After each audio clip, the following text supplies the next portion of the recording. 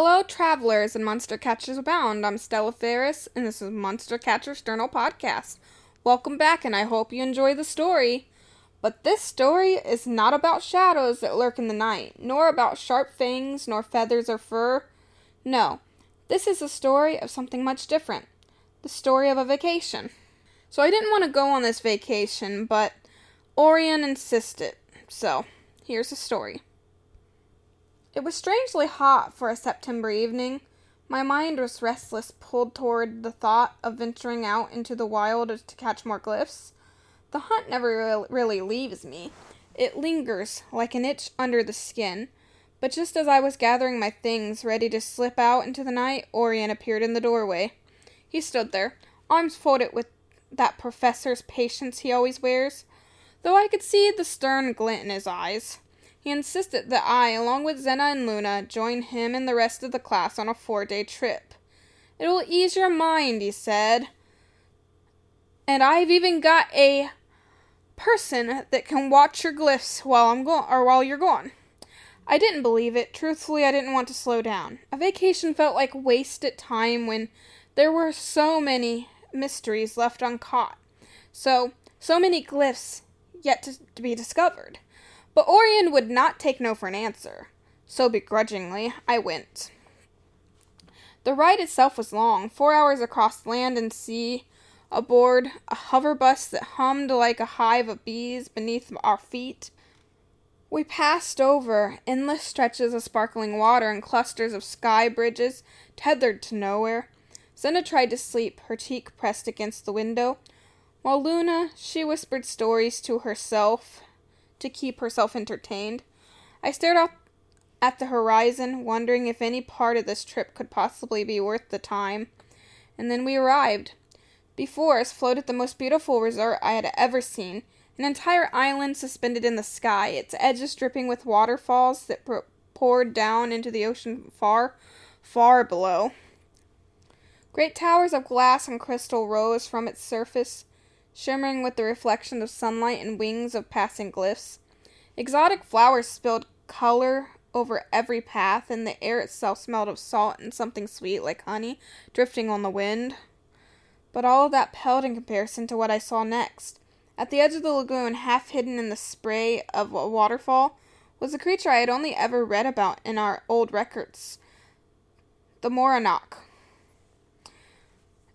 A nearly extinct glyph, shaped like a miniature giraffe, but not truly flesh and bone. Its body rippled like water, a translucent blue slime that glowed faintly from within, as if carrying a star in its core.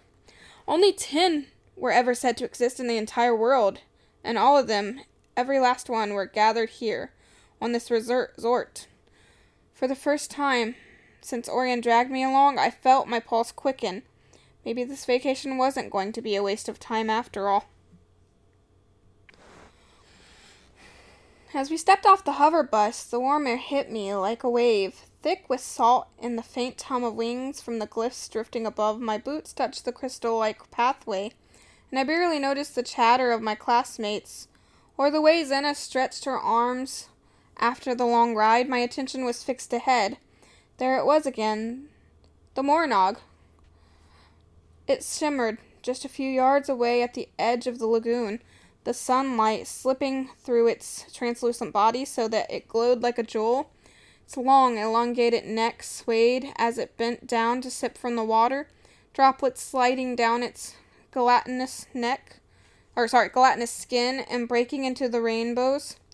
Every moment was slow, deliberate, almost otherworldly. I couldn't help myself. My feet carried me forward, step by step, drawn as if by a spell. I was only a breath away when a figure moved sharply into my path. A uniformed resort guard, his expression stern, planted himself between me and the creature. His hand rested firmly on the baton at his belt, though his tone carried more warning than threat. "Do not touch the Moranaugh," he said, his voice steady but edged with caution. "They are not to be caught, not even approached too closely. There were only 10 left in existence."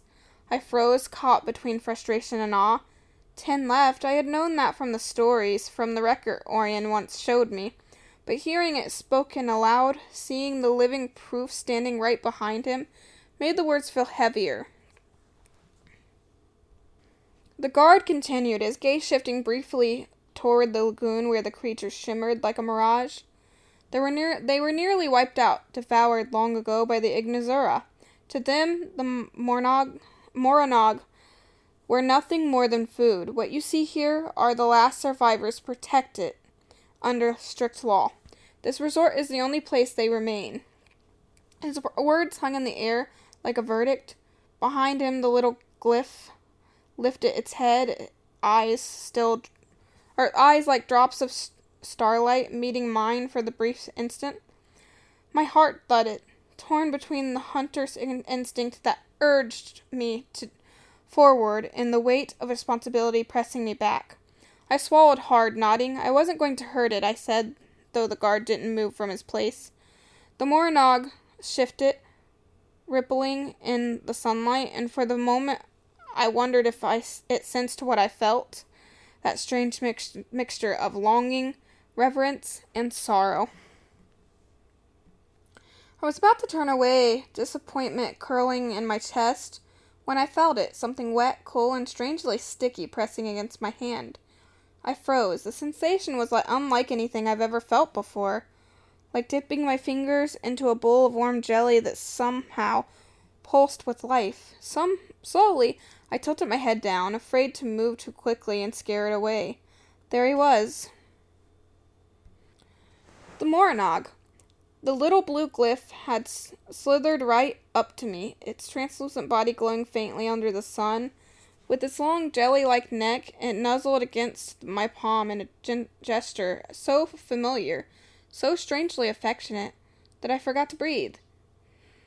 Its head left trails of slime across my skin, but I didn't pull away. I couldn't. My heart was pounding too hard, my mind caught between disbelief and wonder. When I finally lifted my gaze, I saw the guard staring at us, his brows shot upward, his mouth slightly ajar. In stunned silence, he blinked, as if unsure his own eyes could be trusted. The monarch... Sorry. I didn't mean to mess up my words, but the Moranaugh have never... His voice caught, then steadied, though it carried a note of awe. They have never acted like that before. He studied me, then glanced back at the creature still clinging to my hand like a lost child. You must have a real knack for whatever it is you do. This little guy, he loves you. For a moment, even the lagoon seemed to go quiet. The other guards shifted uncomfortably as though unsure whether to intervene, while my classmates whispered among themselves. But the first guard only shook his head in amazement and stepped back into place. His tone grew firm again, returning to duty, though his eyes still betrayed his astonishment. Just don't push your luck. You're under their protection now, not the other way around. And with that, he resumed his post, leaving me standing there, hands slick with glowing slime as the Moranaugh leaned against me like we had known each other all along. Don't get me wrong, I really love that the Moranaugh took to me so well and that they loved me, but everywhere I went, they followed. At first it was just the little slime-necked giraffe who decided my hand was its new pillow, but before long it became clear I had a shadow I couldn't shake. I tried to ignore it. I slipped into my swimsuit, grabbed a towel, and stretched out on a lounge chair near the pool. The sun was warm, the water sparkling like crystal. It should have been the perfect moment to relax. But then splat! A cool sticky weight landed across my face. Blue glue, I keep saying glue, but it's not glue, it's goo, slid down my cheek, dripping onto my towel. I peeled it off, only to find two bright little starry eyes staring back at me. The Moranaugh gurgling heavily as it smeared slime like a child finger painting. I groaned. Really? Fine, if I wanted to swim, maybe I could lose it in the water. I stood, marching to the pool, and dove in with a splash. The cool rush of water was refreshing for all of 2 seconds, until the glow followed me under.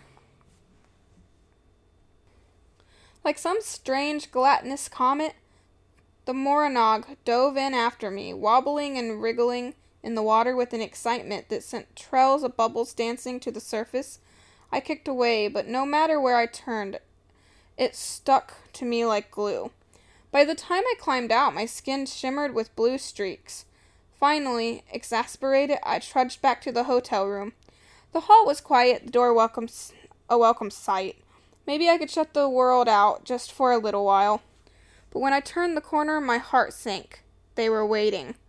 Not one, not two, all 10. 10 glowing, jelly-bodied Moranaugh lined to the corridor outside my door, their necks bobbing, eyes gleaming like little lanterns in the dim light. A chorus of wet gurgles rose as they spotted me, and the first one, the original culprit, slid forward expectantly, as though proud of what it had done.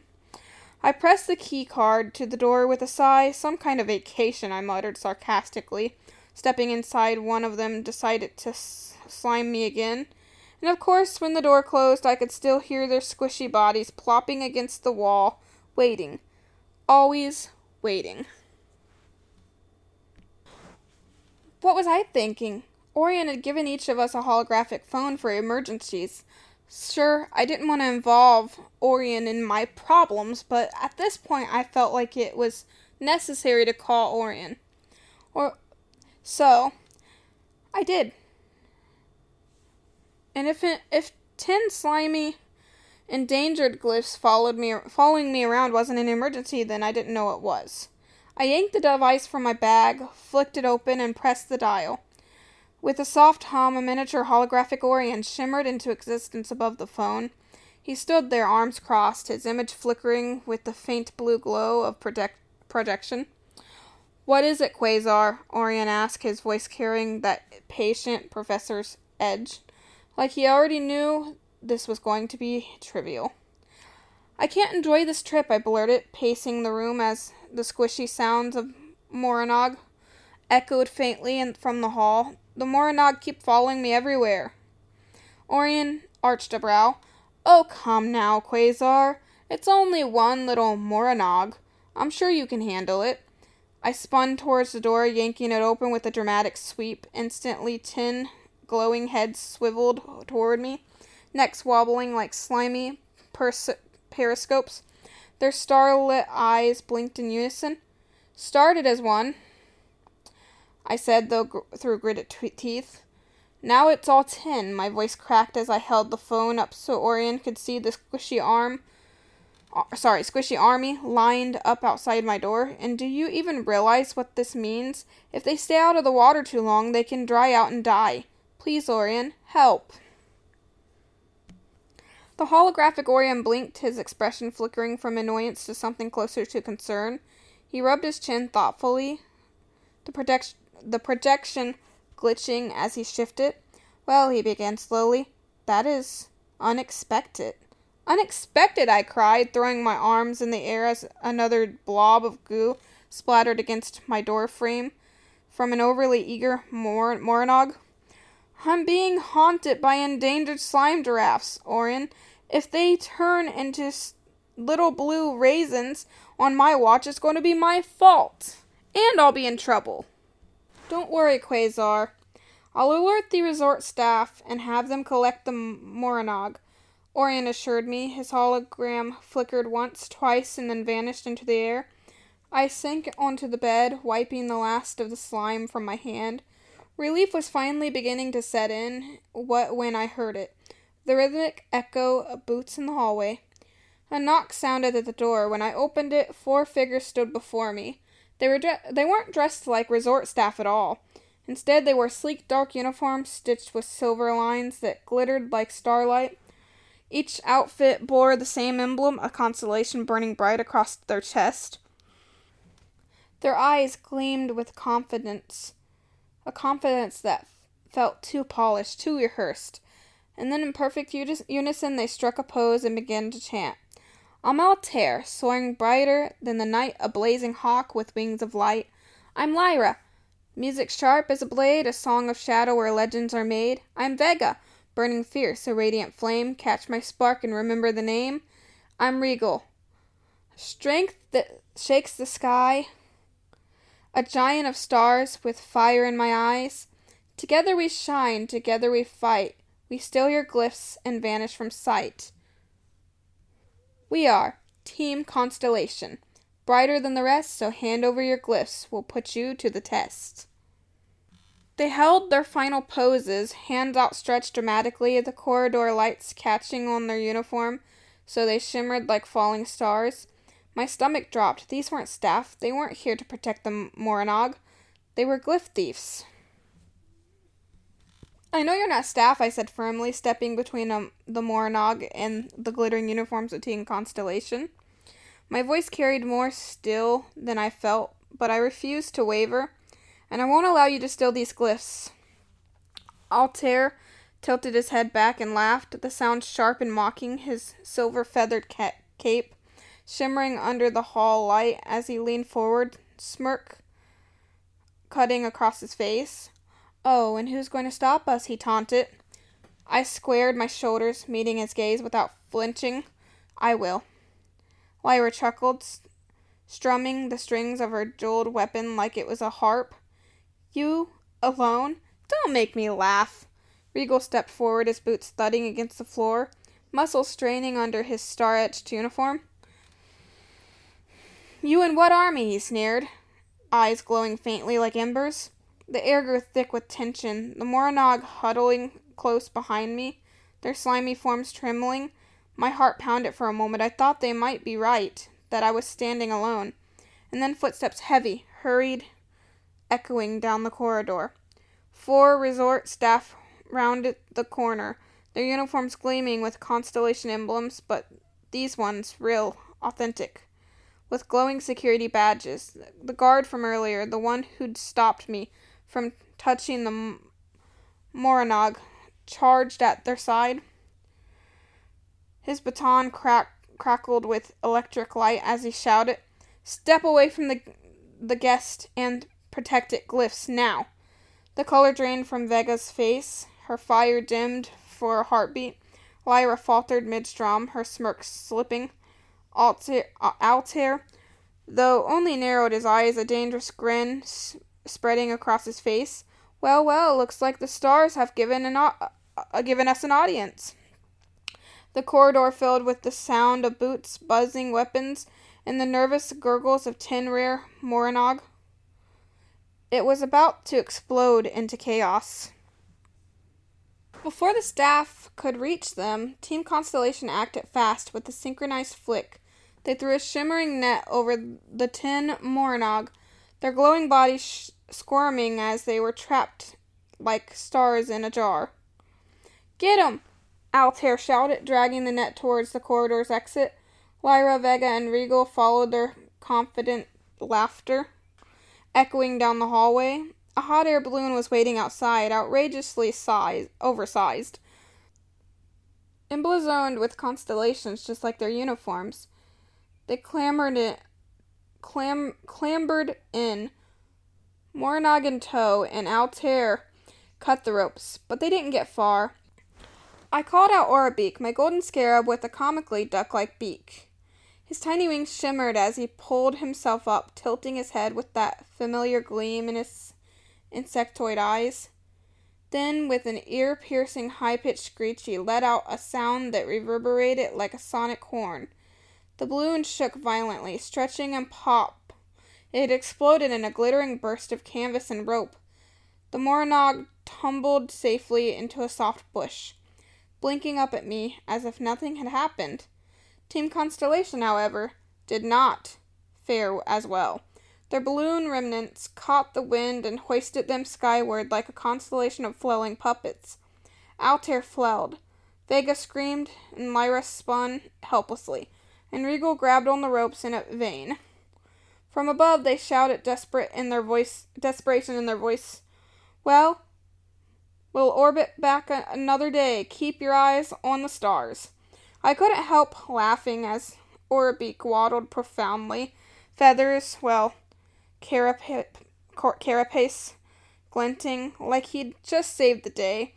The Moranaugh gurgled happily, tails wiggling and gratitude, and I realized that my vacation had once again turned into something entirely unexpected. But at least we had one. The rest of my vacation was spent getting to know the Moranaugh, watching them wiggle through the water, laughing at their playful little squelches, and learning the unique personalities of each of the 10 survivors. I never did manage to relax in the way most people might on a floating island resort, but in a way I didn't mind. Every moment was filled with discovery, laughter, and a little chaos, just the way I liked it. And that, listeners, is my vacation. Not one of calm beaches or cocktails, but one full of rare glyphs, sticky blue goo, a heroic golden scarab, and a team of thieves who got a very cosmic comeuppance. Some vacations you take for yourself. Some vacations will find you and leave you with memories you'll never forget. That, my friends, is this episode's final countdown. I will see you next time, and may the stars of Nibiru, the suns and the moons, shine their beautiful light down on you. And as always, stay brave, stay cool. Bye now.